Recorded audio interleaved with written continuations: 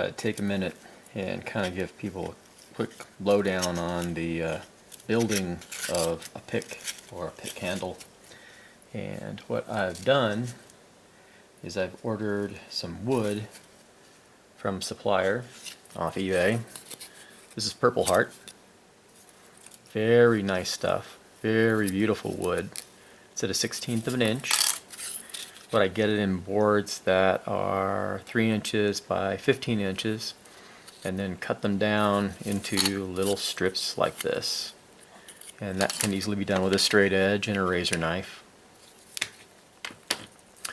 This is maple, and again, very tough stuff. Very nice, straight, smooth edges on it. This came from Deer 56 Hunter on eBay. Check them out. Great wood. What I'll do is then take strips. As you can see, this one's glued up, and takes a couple of hours. Put it into the process of drying, and then what I'll do is I'll use double stick tape. This is what I have left over from my computer repair business for gluing laptop and tablet screens back together. It works really good. Just glue these back together, or adhere them in a way with double stick tape, and then start grinding them so that they are, at least in a very rough shape, what you want the pick to look like.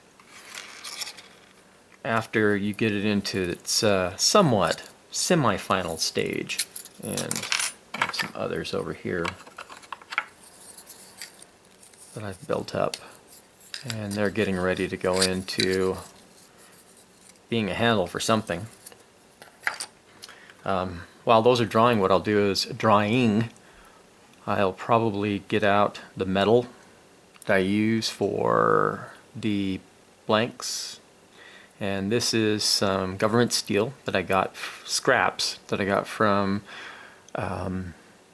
Peterson, and it works fairly well. It's not real expensive, at least for the scraps, and it polishes up very beautifully. I can also get some, let's reach over here.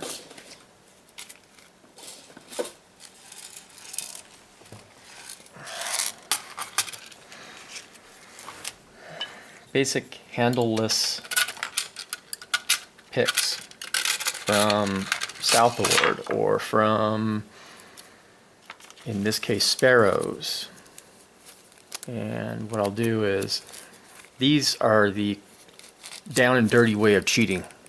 And basically you get the pick already ground and formed, and it just, I don't know. For me, it kind of takes the fun out of it, but it increases the production speed significantly. The cost, believe it or not, is about the same. It's just time production or time reduction. When you get them put together, use some adhesive. I like using epoxy, and some of the best is Quick Weld by JB, or basically Weld by JB. And once you get them welded together, then you got the general shape of what you want to have as far as the outcome for the pick. What do you want it to look like? Here are some that I just basically quickly slapped together. They're looking pretty good. The next probably hour and a half to 2 hours is going to be fine finishing, which is hand sanding the entire process and getting it down to where it fits comfortably in the hand. Then we'll move forward with the final sanding process, which is going to be 600 grit paper and then some polyurethane cover. I got these in the mail today, and these are steel rivets, which I can't wait to try out on one of the projects. Drilling a hole through both, or basically punching a hole in the steel, and I have a hole punch for that, and then pushing these together a small little truncated end, go into there and then hammer it in. I think that it'll work well. Yeah.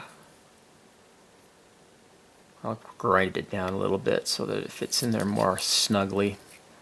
And then I'll be able to have some steel rivets set into the handle of the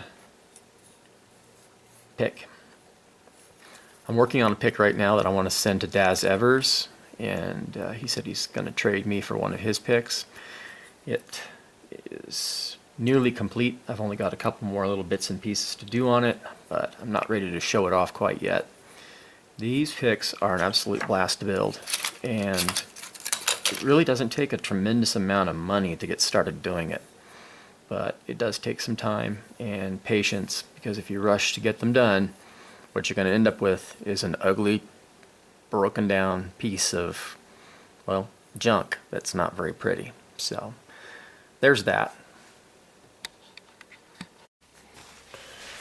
Before I close it up, I did want to show you the press punch that I used to knock holes in the steel.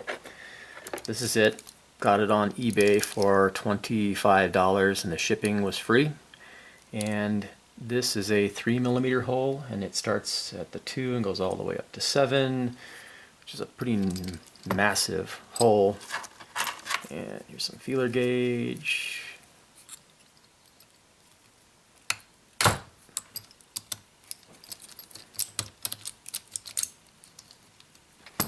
Little punch out on the back side, but that's okay.